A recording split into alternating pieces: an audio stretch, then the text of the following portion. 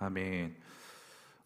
우리가 지난 시간에 살펴본 것은 우리 창조주 하나님께서는 하나님의 인도하심, 우리들의 삶을 인도하실 때 굉장히 세밀하고 섬세하게 그리고 따뜻하게 우리를 이끌어 가신다라고 하는 것을 말씀을 드렸습니다. 하나님께서는 우리들의 삶을 통제하세요. 하나님의 방법과 하나님의 뜻, 세밀하게 통제하십니다. 그것들로 인하여서 우리들의 마음이 다치지 않게 하시려고 하나님은 굉장히 세밀하게 섬세하게 인도하신다라고 하는 것을 우리가 지난 시간에 배웠어요. 그래서 아마 여러분들도 지난 시간에 들은 말씀과 같이 하나님께서는 여러분들의 인생을 그렇게 이끌어 가셨을 거라고 생각을 해요.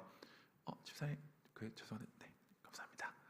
여러분들의 삶은 하나님께서 굉장히 세밀하고 따뜻하고 섬세하게 이끌어 가시는 중이라고 저는 생각을 해요. 그것을 믿음으로 여러분들은 하루하루를 사셨을 겁니다. 지난 시간에는 이렇게 하나님의 세밀하고 섬세하고 따뜻함에 대해서 보았는데, 그런데 오늘 본문을 보면 조금 달라요. 하나님께서는 여전히 이스라엘 백성들이 인도하시거든요. 그런데 오늘 하나님의 분위기, 뉘앙스는 조금 달라요.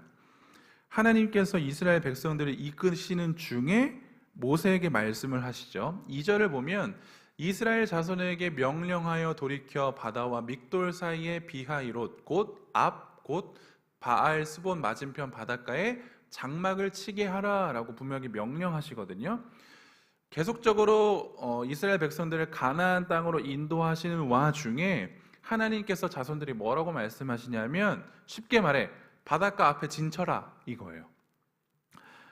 바다와 믹돌 사이 성경 주석을 보니까 정확하게 어딘지는 잘 모른대요. 정확하게 어딘지는 잘 모르지만 그들이 이 말씀을 통해서 추론하는 지형들을 통해서 공통적으로 고백하는 건 무엇이냐면 왜 하나님께서 이스라엘 백성들이 이곳에 진치게 했을까요? 왜 이런 질문을 던지냐? 그들이 진치기에는 매우 좋지 않은 땅이었어요. 왜냐?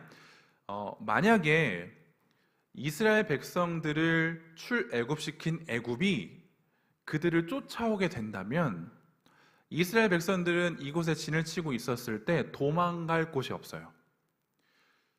애굽 사람들이 이스라엘 백성들을 쫓아오면 이스라엘 백성들은 도망가야 되거든요.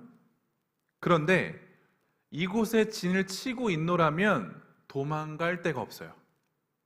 마치 도간에 든 쥐 마냥 그들의 발걸음을 움직일 수가 없다는 것입니다. 그런 곳으로 지금 하나님은 이스라엘 백성들을 인도해 가셨어요.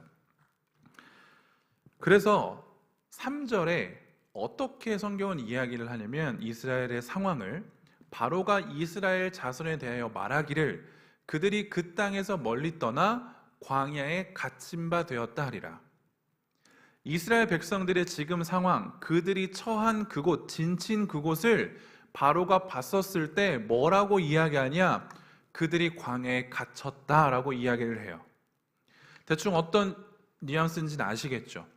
그들이 그들 스스로 갇힌 바 된 거예요. 하나님께서 길을 인도하셨는데 미안해, 여기가 아니네가 아니라 하나님께서 일부러 그들을 그곳에 진치게 하셨다고요. 그래서 사람들이 봤었을 때, 특별히 바로가 봤었을 때 너희 지금 갇혔어 라고 이야기할 만한 상황이 지금 펼쳐졌다라고 하는 겁니다. 그런데 여기에서 더 최악의 상황은 무엇이냐면 방금 우리가 읽었지만 6절에서 9절을 한번 보시면 정말로 더 최악이에요. 바로가 곧 그의 병거를 갖추고 그의 백성을 데리고 갈새 선발된 병거 600대와 애굽의 모든 병거를 동원하니 지휘관들이 다 거느렸더라. 여호와께서 애굽 왕 바로의 마음을 완악하게 하셨으므로 그가 이스라엘 자손의 뒤를 따르니 이스라엘 자손이 담대히 나갔습니다. 여기서 8절 잠깐 보실래요? 이스라엘 자손이 담대히 나갔습니다 라고 하는 이것을 어떻게 다르게 해석할 수 있냐면 이스라엘 백성들이 출애굽을 했잖아요. 그렇죠? 근데 그것은 전적으로 하나님의 은혜 가운데 이루어진 사건이죠. 그래서 이스라엘 백성들은 애굽에서 탈출할 때 하나님의 이름을 높이며 나갔어요. 담대히 나갔음이라고 하는 이 말을 다르게 바꾸면 손을 높이 들고 나갔다예요. 내가 구원의 하나님을 찬양하며 나갔다라고 하는 소리와 동일합니다. 그런데 이 나갈 때 애굽의 상황을 한번 보자고요. 애굽은 모든 장자가 다 죽었죠. 초상집이에요. 완전한 초상집. 그런데 그 옆에 이스라엘 백성은 어떻게 나가냐면 두 손 들고 하나님 찬양하며 나가요. 굉장히 애굽의 입장에서는 속된 말로 꼴보기 싫은 거예요. 그들이 이렇게 나갔다라고 하는 것을 이제 애굽 사람들이 시간이 지나서 정신을 차려보니까 와, 이거 미친 거네. 우리가 미쳤다. 잠시 미쳤어. 우리가 그 슬픔 때문에, 아픔 때문에 노예들을 우리 스스로 보내버렸네. 정신 차리고 나니까 쫓아가자. 다시 잡아오자. 라고 지금 다시 정신을 차린 겁니다. 그래서 9절, 애굽 사람들과 바로의 말들, 병거들과 그 마병과 그 군대가 이스라엘의 뒤를 따랐어요. 바알스본 맞은편 비하이롯 곁 해변 그들이 장마친 대까지 미쳤다라고 성경은 기록을 합니다. 출애굽기를 처음 시작할 때 우리가 이해하지 못할 부분, 왜 그렇게 하셨지 하나님은? 이렇게 이해하지 못할 부분이 한 가지가 있는데 그것은 무엇이냐면 하나님께서 바로의 마음을 완악하게 하셨다라고 하는 이 표현이에요. 하나님께서 바로의 마음을 완악하게 하셨다라고 하는 이 말이 우리들에게는 조금 이해되지 않는 부분이에요. 왜냐? 우리는 마치 이렇게 해석하거든요. 하나님께서 선한 마음이 있는 바로의 마음을 하나님의 어떠한 의지적인 부분으로 인해서 완악하게 바꾸셨다라고 우리는 해석하기 때문에 오늘 본문에 나온 하나님께서 바로의 마음을 완악하게 하셨다는 표현이 이해가 되지 않아요. 우리가 계속 배운 거로는 하나님은 선하신 분이에요. 죄를 만들어내시는 분이 아니세요. 그런데 마치 오늘 본문의 이 표현은 하나님께서 악을 만들어내신 것과 같은 뉘앙스를 풍긴다는 거죠. 그래서 이 부분을 보노라 한다면 하나님 참 이해가 안 되는데? 하나님 왜 그러시지? 라는 생각이 들게 된다는 겁니다. 그런데 바로의 마음을 완악하게 하셨다라고 하는 이 표현은 선한 바로를 악한 바로로 만들어내셨다가 아니에요. 완악하게 하셨다라고 하는 것은 선하지 않은 인간은 절대 선하지 않아요. 인간은 언제나 악해요. 이 악한 인간을 그렇게 살도록 내버려 두셨다라고 우리는 해석을 해야 합니다.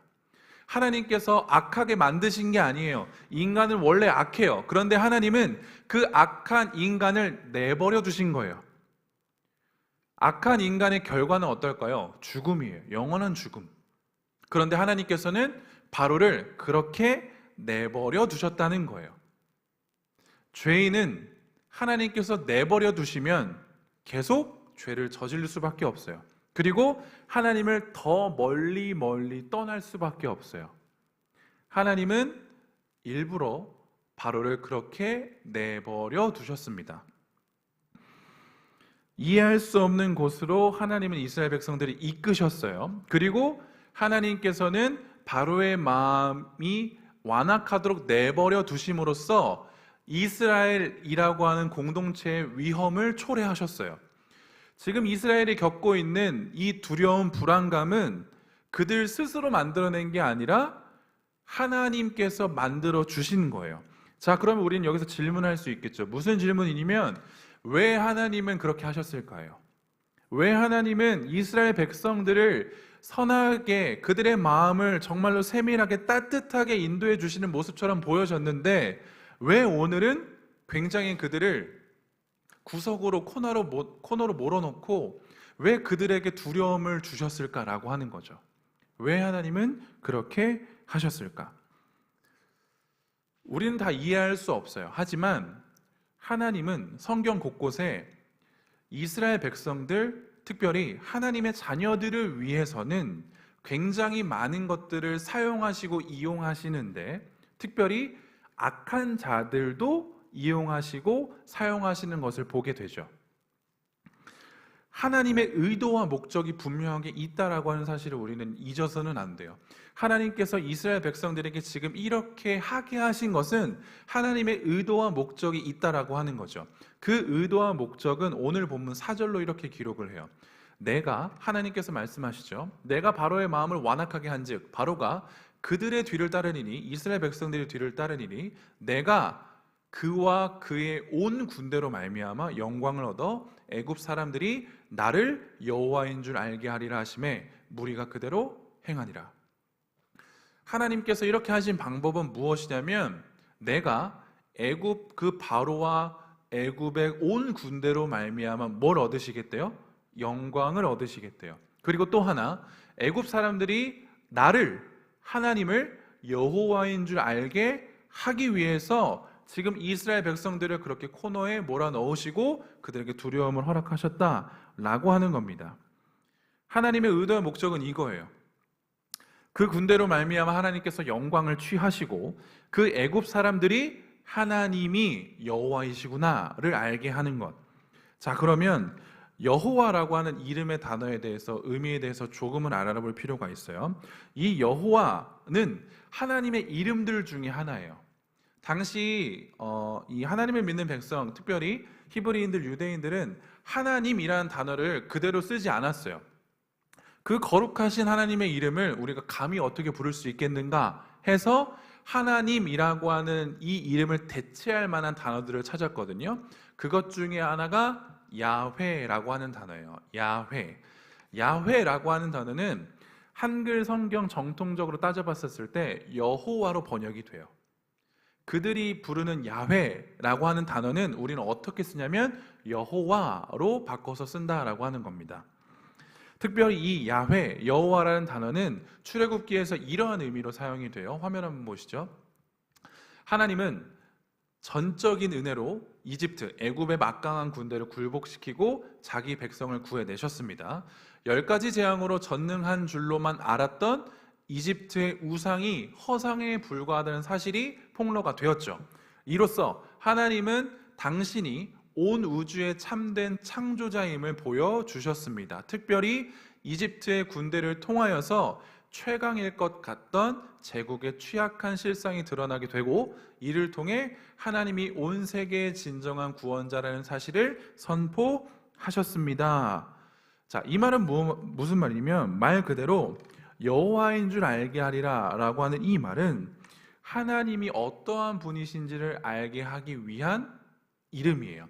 하나님이 하나님 되신다, 하나님은 창조주 하나님이시다, 하나님은 구원의 하나님이시다 라고 하는 것을 분명하게 이야기하기 위해 여호와라고 하는 단어를 사용한다라고 하는 겁니다.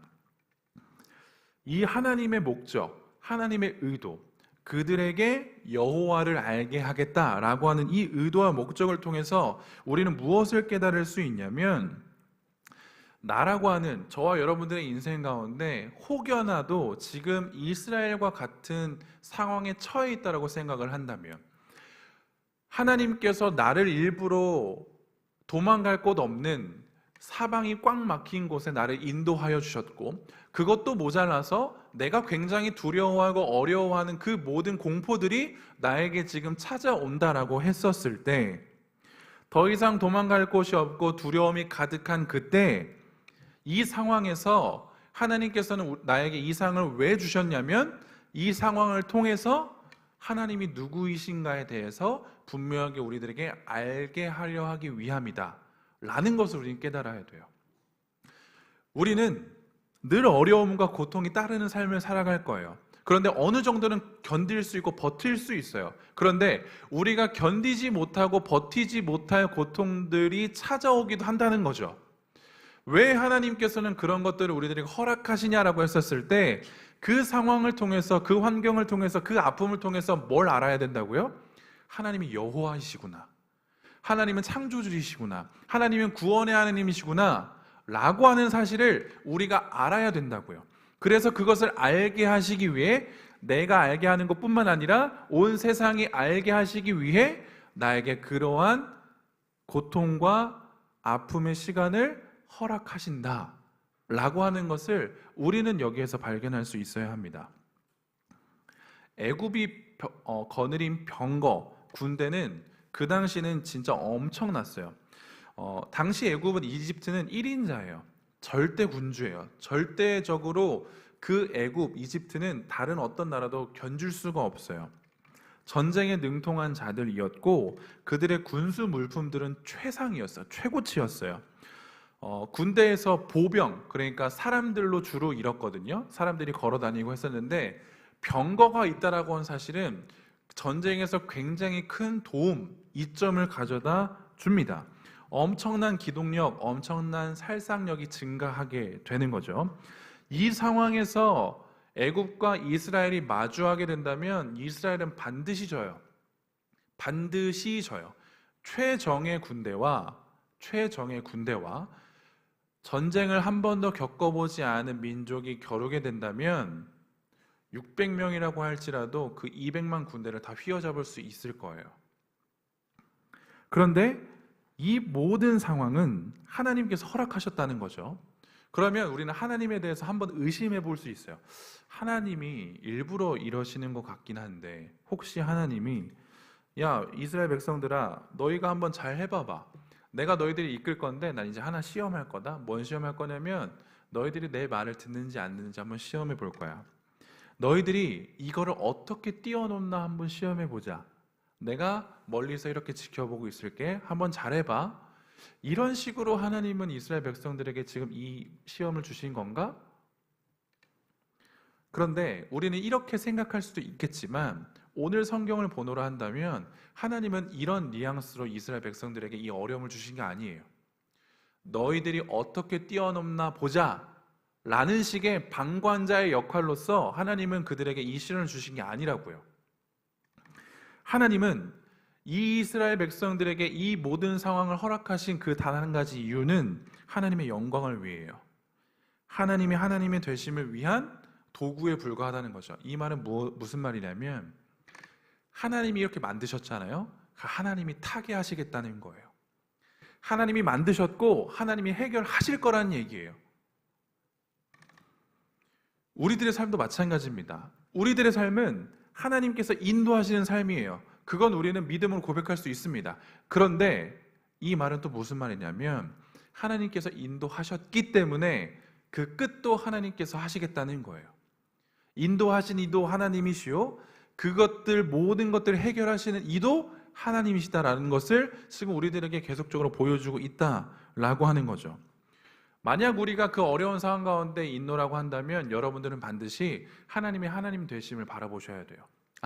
지금 나의 이 상황이 하나님의 모습을 보여주시는 시간이구나. 그러면 나는 이 상황을 통해서 하나님을 바라보고 전적으로 하나님을 더욱 의지해야 되는 거구나 라고 하는 믿음으로 우리는 살아갈 수 있어야 한다라고 하는 겁니다. 그리고 오늘 10절과 12절을 보면 이렇게 기록을 해요. 바로가 가까이 왔어요. 그리고 이스라엘 자손들이 눈을 들어서 봤는데 애굽 사람들이 정말로 자기들 뒤에 일렀어요. 그래서 이스라엘 자손들이 심히 두려워하여 여호와께 부르짖습니다. 그리고 11절 그들이 또 모세에게 이르되 애굽에 매장지가 없어서 당신이 우리를 이끌어내었구나. 이 광야에서 죽게 하는구나. 어찌하여 당신이 우리를 애굽에서 이끌어내어 우리에게 이같이 하느냐. 우리가 애굽에서 당신에게 이른 말이 이것이 아니냐. 이르기를 우리를 내버려 두라. 우리가 애굽 사람을 섬길 것이라 하지 아니하더냐. 애굽 사람을 섬기는 것이 광야에서 죽는 것보다 낫겠노라 라고 하면서 모세에게 하나님께 부르짖어요. 말이 좋아서 부르짖는 거지 원망하는 거거든요. 방금 이 구절을 통해서 우리가 유추해 볼 수 있는 건 뭐냐면 이스라엘 백성들이 약 200만이 출애굽을 했잖아요. 그런데 그 출애굽을 원하지 않았던 사람도 있어요. 출애굽은 구원의 기쁨이잖아요. 즐거움이잖아요. 그래서 우리는 늘 이야기하잖아요. 구원에 감사합시다, 기뻐합시다 라고 이야기하잖아요. 근데 오늘 방금 말씀을 통해서 유추할 수 있는 건 뭐냐면 그걸 기뻐하지 않은 사람도 있었어요. 그래서 이렇게 얘기하는 거죠. 내가 이럴 줄 알았다고. 내가 너희들한테 분명히 얘기했지 않냐고. 왜 잘 살고 있는 우리를 꼬드겨서 출애굽시켰냐. 애굽에서 노예로 살면 그냥 될 것을. 우리 아버지도 그랬고 우리 할아버지도 그랬고 그 조상도 그랬다. 그런데 왜 굳이 이때 출애굽을 시켜서 우리들에게 자유를 줘서 왜 지금 이 어려운 상황을 맞이하게 하냐는 거예요. 가만히 있었으면 다 잘 되는데, 이렇게 사는 것도 나쁘지 않은데 오히려 지금 이 상황보다 그렇게 사는 게 더 나은 것 같아 보이는데, 왜 모세 너가 왜 하나님이 오지랖 부려갖고 왜 우리를 위하는 척하면서 우리를 이끌어냈냐는 거예요. 내가 분명히 말했다. 나가면 망한다고. 출애굽하면 망할 거야. 너희들은 반드시 죽을 거야. 라는 것을 내가 분명히 경고했음에도 불구하고 너희들은 그걸 듣지 않았지. 그러니까 지금 이 꼴 난 거야. 라고 이야기를 하는 거죠. 혹시 영화나 드라마에서 이러한 장면 한번 보셨던 것을 기억하실 거예요. 스스로 삶을 포기하려고 하는 사람이 있어요. 막 갈등해요, 갈망해요, 막 주저주저하고 있어요. 근데 결심을 하고 이제 삶을 포기하려고 하는데 저 멀리서 의인같이 보이는 사람, 주인공이 달려와서 그러시면 안 돼요 막 하면서 살려내죠. 그런데 삶을 포기하려고 하는 사람은 뭐라고 얘기하죠? 날 왜 살렸나요? 이 거지 같은 세상, 내가 또 어떻게 살라고? 당신이 뭐라고? 왜 날 살려냈습니까? 라고 막 윽박지르는 거 한 번쯤은 보았을 거예요. 그러니까 마치 지금 이스라엘 백성들이 이렇게 얘기하는 거예요. 왜 출애굽시켰나요? 왜요? 굳이? 잘 살고 있었는데? 더 좋은 삶을 위해서 출애굽시킨 거 아니에요? 근데 지금 이게 뭐냐는 거죠. 이들이 왜 하나님께 이렇게 했을까요? 이들이 왜 모세에게 이렇게 얘기했을까요? 감히 생각해 보건대 현실에 대한 두려움이에요. 현실에 대한 두려움. 절망감이 너무 큰 거죠. 앞에 다가오는 애굽의 군대를 바라봤습니다. 병거들을 바라봐요.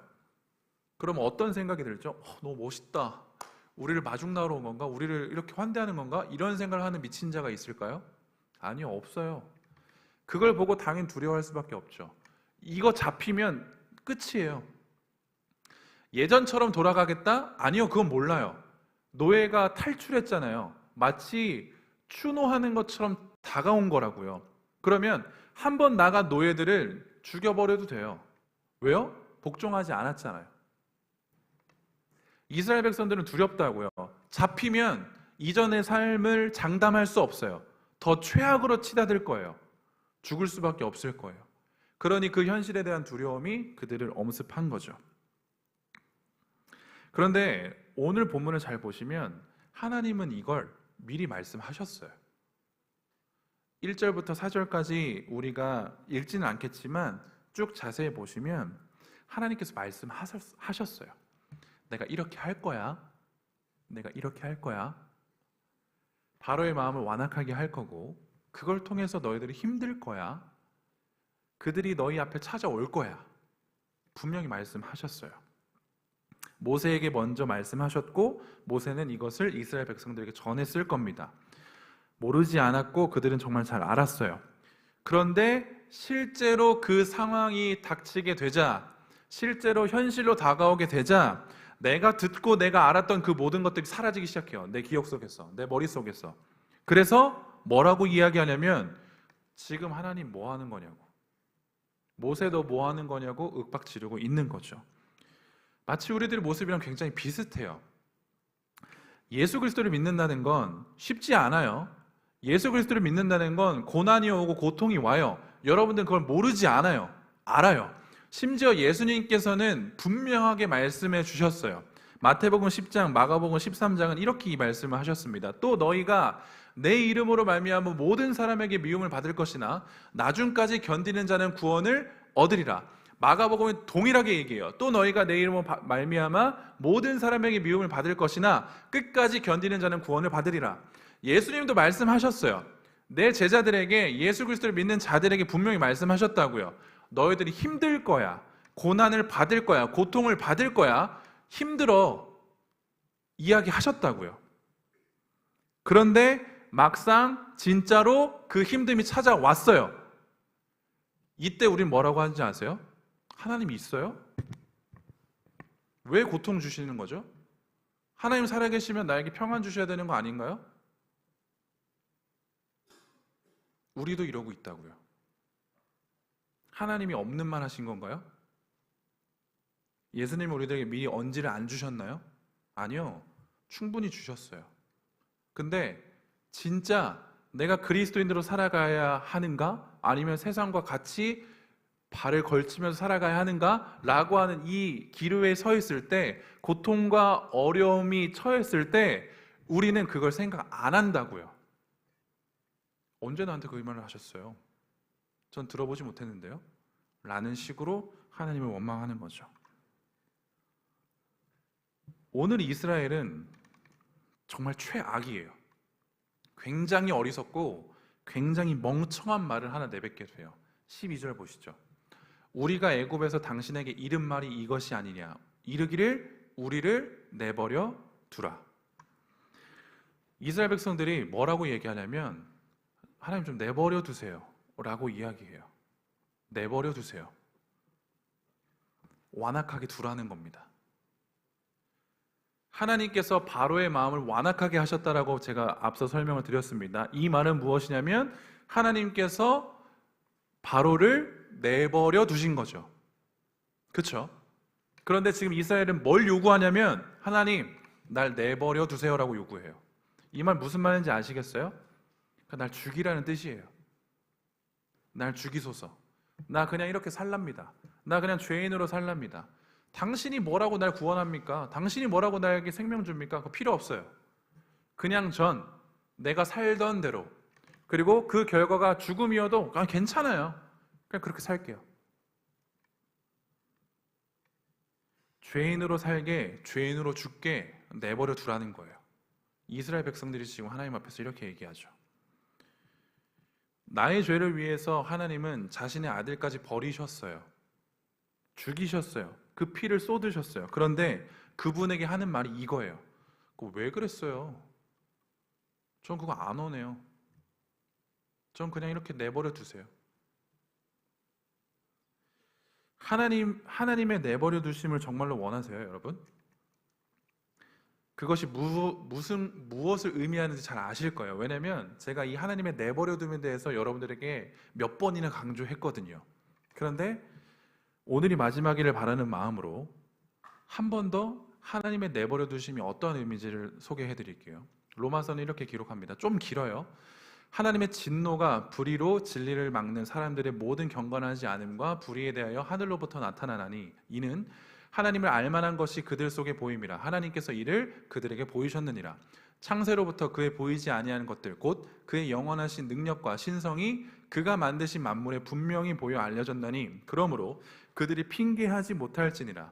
하나님을 알되 하나님을 영화롭게도 아니하며 감사하지도 아니하고 오히려 그 생각이 허망하여지며 미련한 마음이 어두워졌나니 스스로 지혜 있다 하나 어리석게 되어 썩어지지 아니하는 하나님의 영광을 썩어질 사람과 새와 짐승과 기어다니는 동물 모양의 우상으로 바꾸었느니라.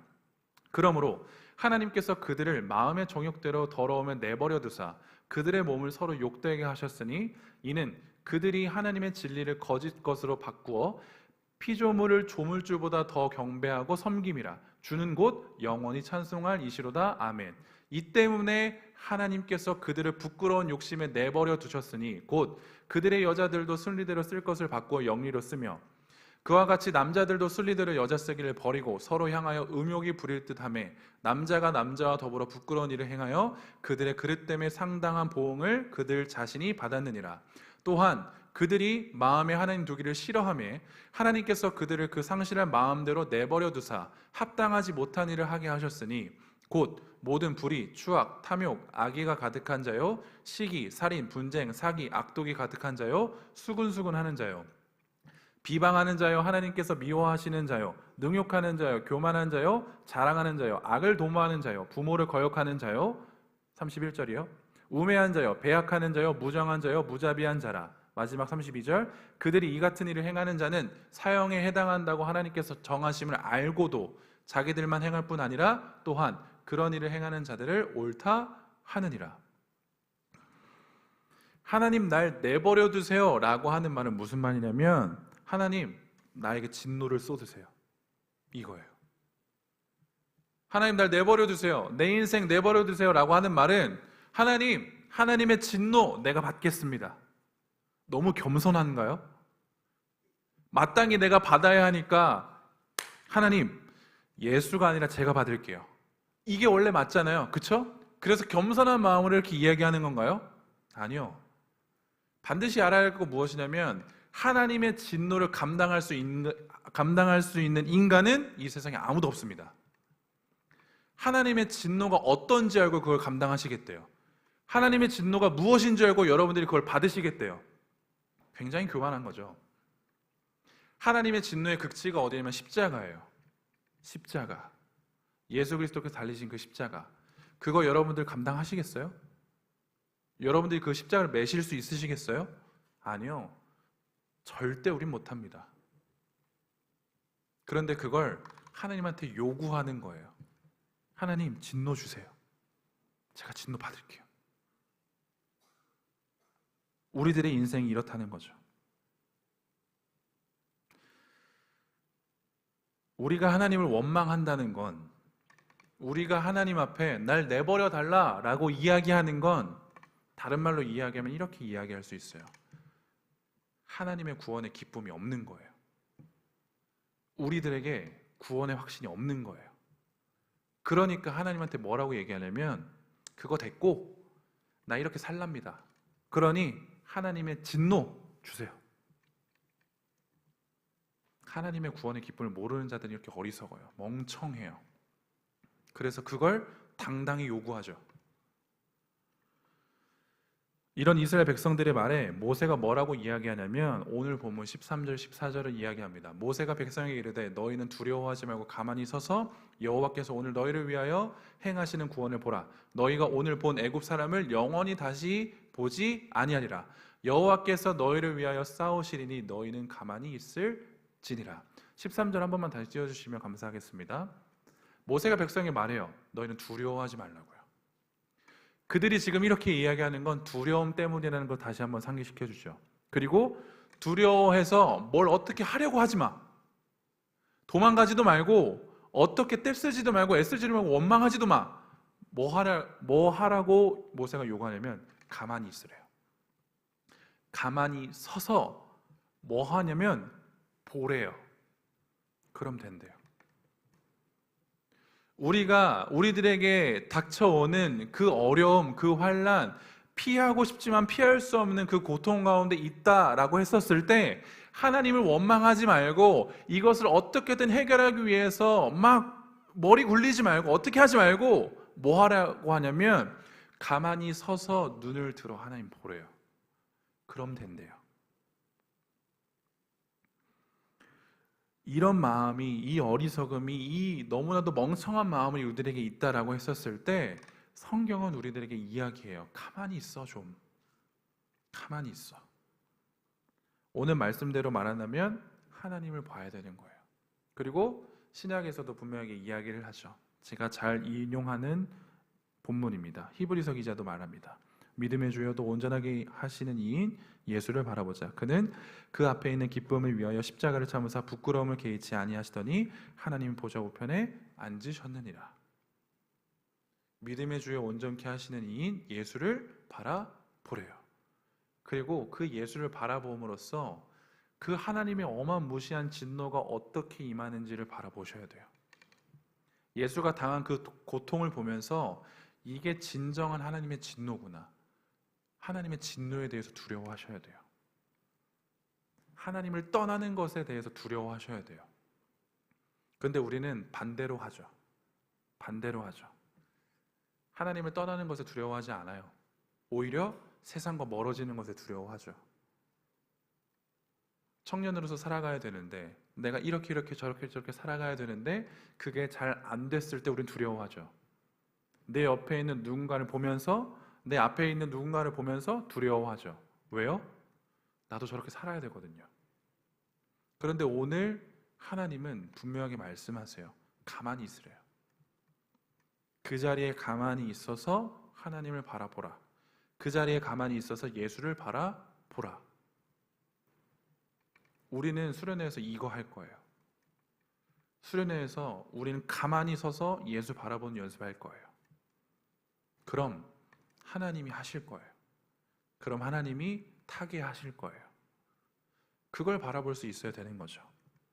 말씀을 마무리하겠습니다. 하나님은 우리가 하나님을 바라보고 있지 않아도, 그럴 수 없어도, 때론 우리가 주님을 원망하여도 주님께 쓴소리를 내뱉어도 하나님은 그냥 그걸 수용하세요. 나에게 진노를 달라고 멍청한 소리를 하고 있어도 하나님은 거기에 분개하지 않으세요. 분노하지 않으세요. 그냥 그걸 받아들이세요. 그리고 우리들에게 말씀하세요. 조금 기다려 볼래? 조금 거기 있어 볼래? 내가 하는 걸 보고 한번 이야기해 볼래? 오히려 우리들에게 위로를 던지세요. 그게 하나님이세요. 그 위로를 우리는 알아야 된다고요. 그 위로를 우리는 경험해야 된다고요. 경험하셨어도 매일매일 우리는 그걸 경험해야 돼요. 작년에 수련회 때 그걸 경험하셨을 거예요. 그럼 올해도 경험하셔야 돼요. 작년의 은혜로 살아가기엔 너무 멀어요. 작년에 불 받은 걸로 살아가기엔 너무 멀다고요. 이미 과거예요. 이미 지나갔어요. 우리는 오늘을 살아야 되는데 언제까지 과거의 은혜를 들추며 살아가실래요? 이 찬양하면서 내가 이 은혜 받았지. 이어폰 꽂으실래요? 아니요. 그것처럼 멍청한 짓이 없어요. 오늘의 은혜를 구해야 된다고요. 오늘의 은혜를 구해야 된다고요. 그래서 오늘 우리는 하나님께 나아가야 돼요. 수련회를 고민하시는 분들에게 한 번 더 언급해드립니다. 말씀해드립니다. 고민하지 마세요. 그냥 오세요. 고민은 여러분들의 마음만 흔들 뿐이에요. 그냥 오세요. 다른 거 두려워하지 말고 그냥 오세요. 그곳에서 하나님께 부르짖으시고 하나님께 나아가세요. 그 하나님 만나고 내 삶을 인도해 주신 하나님을 만나면 우리는 더 추진력 있게, 더 힘 있게 우리들의 삶을 살아갈 수 있다라고 하는 겁니다. 그런 삶을 살아가기를 간절히 소원합니다.